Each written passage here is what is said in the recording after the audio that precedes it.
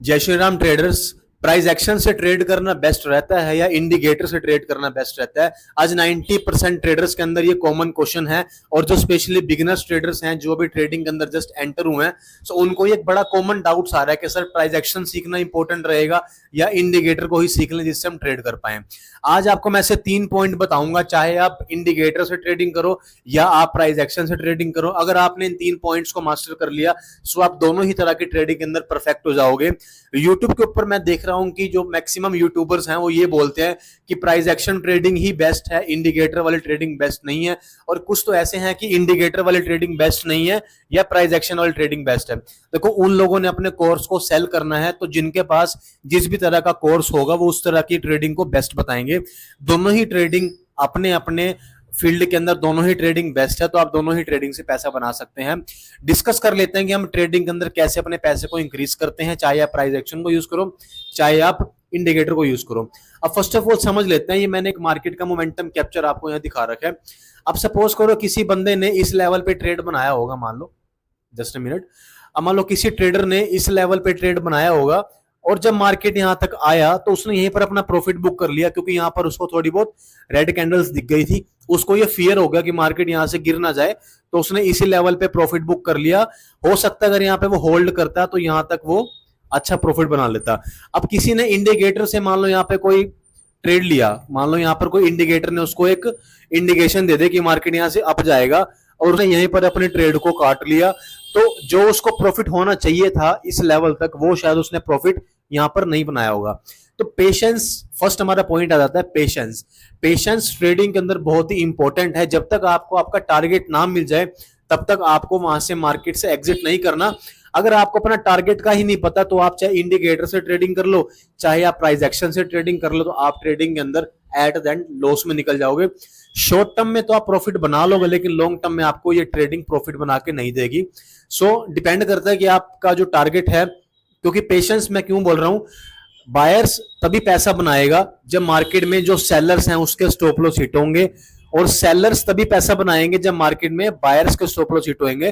तो आपको मार्केट के अंदर पेशेंस दिखाकर ट्रेड लेनी है, चाहे आप इंडिकेटर से ट्रेड करो चाहे आप प्राइस एक्शन से ट्रेड करो। बेसिकली मैं प्राइस एक्शन को फॉलो करता हूं, लेकिन सम टाइम मैं इंडिकेटर्स का भी इस्तेमाल कर लेता हूं।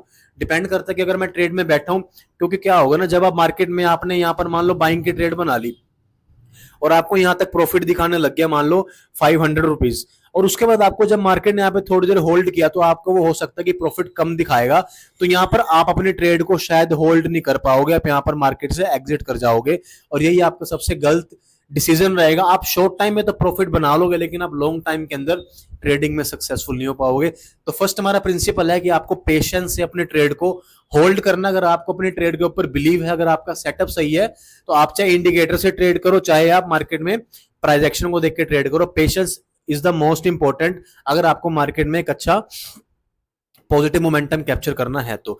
सेकंड पॉइंट हमारा आ जाता है, सेकंड पॉइंट आता है हमारा डिसिप्लिन। डिसिप्लिन डिसिप्लिन भी एक बहुत इंपॉर्टेंट फैक्टर है इन दोनों तरह के इंडिकेटर टाइप्स के अंदर। अब एग्जांपल ले लेते हैं, किसी पर्सन ने यहां पर ट्रेड बना ली, ठीक है जी, किसी पर्सन ने यहाँ पर ट्रेड बना ली। मैंने यहाँ पर एक ट्रेंड लाइन बना रखी है, यहां से लेके यहां तक आपको दिख रहा होगा। तो किसी पर्सन ने मान लो यहाँ पर ट्रेड बना ली जी, ठीक है। अब मार्केट ने यहां तक मोमेंटम उसको दिया, यहां तक मार्केट आ गया, तो उसने हो सकता है यहाँ पर अपने प्रॉफिट को बुक कर लिया हो, या जिसने प्रॉफिट को बुक नहीं किया वो हो सकता है जब मार्केट नीचे आ जाए वो यहाँ पर अपने ट्रेड को एग्जिट कर ले और थोड़ा बहुत प्रॉफिट लेके मार्केट से निकल जाए। अब जब ये एक तो हो गई, ये तो हो गया सिंपल ट्रेड। अब वो मार्केट में देखेगा कि मार्केट फिर से मोमेंटम दे रहा है, मार्केट फिर से ऊपर जा रहा है, तो वो फिर से यहाँ पे ट्रेड बना लेगा और मार्केट फिर से यहां तक आएगा, फिर से मार्केट यहाँ पे रिवर्सल दे देगा। तो ऐसे करते करते वो जगह जगह पे जहां जहां उसका मोमेंटम दिखता रहेगा वहां पर अपनी वो ट्रेड बनाता रहेगा। इस तरह की ट्रेडिंग में आप कभी भी सक्सेसफुल नहीं हो सकते हो। आपका डिपेंड करता है कि आपकी नंबर ऑफ ट्रेड कितनी है, और एक जो मेन प्रिंसिपल है कि अगर आप ट्रेड बना रहे हो उसके पीछे क्या लॉजिक है। क्योंकि अगर आप एक दिन में 5 6 7 8 ट्रेड बना रहे हो ना, तो वो आपको लॉन्ग टर्म में आपको लॉस के अंदर ही लॉस में ही आपको कन्वर्ट करवाएगी, क्योंकि इसको हम ओवर ट्रेडिंग बोलते हैं, और ओवर ट्रेडिंग के चक्कर में ही लोग ट्रेडिंग को गैम्बलिंग का नाम देना लोगों ने शुरू कर दिया। तो आप डिपेंड करता है आप डिसिप्लिन से, आप ये देखो कि आपको मार्केट में अगर यहाँ पर आपने बाइंग की पोजीशन बनाई और आपको यहाँ तक टारगेट मिल गया, तो आप चुप करके अपना प्रॉफिट बुक करके मार्केट से एग्जिट हो जाओ और अपना सेटअप क्लोज करके अपने बाकी कामों में बिजी हो जाओ। क्योंकि अगर आप मार्केट को देखते रहोगे, मार्केट आपको हर जगह पर सेटअप देगा, क्योंकि ट्रेंड लाइन पे कुछ लोग ट्रेड करते हैं, तो ट्रेंड लाइन आपको हर जगह पे सेटअप देती रहेगी और आपका मन करेगा कि आप यहाँ भी ट्रेड बना लो, आप यहाँ भी ट्रेड बना लो, आप यहाँ भी ट्रेड बना लो। हो सकता है आपको 2 या 3 दिन या 4 दिन आपको रेगुलर प्रॉफिट हो जाए, लेकिन मंथ के क्लोजिंग तक आप देखोगे कि आपका पोर्टफोलियो माइनस में जाएगा। सो डिसिप्लिन से ट्रेड करना बहुत इंपॉर्टेंट है। अब डिसिप्लिन का एक सेकेंड रूल आपको बता देता हूँ, जो मैक्सिमम लोग आज भी कर रहे हैं, चाहे वो बिगिनर हैं चाहे वो एक्सपर्ट भी होंगे, ये मैंने अपनी पर्सनल एक्सपीरियंस से सीखा है। मान लो मैंने 26 तारीख को मैंने ट्रेड ली और मेरा 26 तारीख को लॉस हो गया 10,000 रुपीज का, ठीक है जी। मेरा 26 जून को मेरा लॉस होगा 10,000 रुपए का, तो मैं 27 तारीख को मेरे माइंड में क्या रहेगा कि मैं अपने प्रीवियस लॉस को पहले रिकवर कर लूं, फिर मार्केट में प्रॉफिट बनाऊंगा। ऐसी गलती बिल्कुल भी मत करना। अगर आप मार्केट में लॉस को रिकवर करने जाओगे तो आपका उस दिन भी लॉस ही होगा, क्योंकि स्टॉक मार्केट में कभी भी किसी का लॉस रिकवर नहीं होता। आप ट्राई करो कि आपने पिछले 10,000 का लॉस किया, आज अपना आपका जो सेटअप है उस सेटअप के अकॉर्डिंग अगर आपको प्रॉफिट 3,000 का भी हो गया ना, तो मार्केट से निकल जाओ। इसको बोलते हैं कि जब हम मार्केट में ज्यादा ग्रीडीनेस के अंदर आ जाएंगे ना, कि हम अपने पिछले लॉस को रिकवर करने के चक्कर में मार्केट में ओवर ट्रेडिंग करेंगे, अपने डिसिप्लिन को ब्रेक कर दिया, अपने रूल्स को ब्रेक कर दिया, अपने सेटअप को ब्रेक कर दिया, तो वो आपकी ओवर ट्रेडिंग में कन्वर्ट हो जाएगी। हो सकता है जो आपको प्रीवियस डे 10,000 का लॉस था, आज आप करंट डे आप इस लॉस को रिकवर करने के लिए बैठ गए, तो ये आपका लॉस हो सकता है 20,000 रुपए से भी ज्यादा इंक्रीज हो जाए, ठीक है। कुछ लोग होते हैं कि 2 महीने का लॉस रिकवर करने के ट्राई करते हैं, 3 महीने का लॉस रिकवर करने का ट्राई करते हैं, और देखा क्या गया कि उन लोगों का पूरा ही कैपिटल मार्केट से वाइप आउट हो जाता है, यानी कि खत्म हो जाता है। सो कभी भी ट्रेडिंग के अंदर अगर आपको प्रॉफिट इंक्रीज करना है, अगर आपको शेयर मार्केट में, क्रिप्टो करेंसी में, या आप जिस भी मार्केट में ट्रेड करते हैं, तो आप कभी भी प्लीज लॉस को रिकवर करने के लिए नेक्स्ट डे ट्रेड मत करो। आपका जो भी सेटअप है, जो भी आपका डिसिप्लिन है, उसके अकॉर्डिंग आप मार्केट में ट्रेड को एग्जीक्यूट करो और अपने प्रॉफिट को इंक्रीज करो, ना कि लॉस को रिकवर करो, ठीक है। 2 पॉइंट आपके ये हो गए।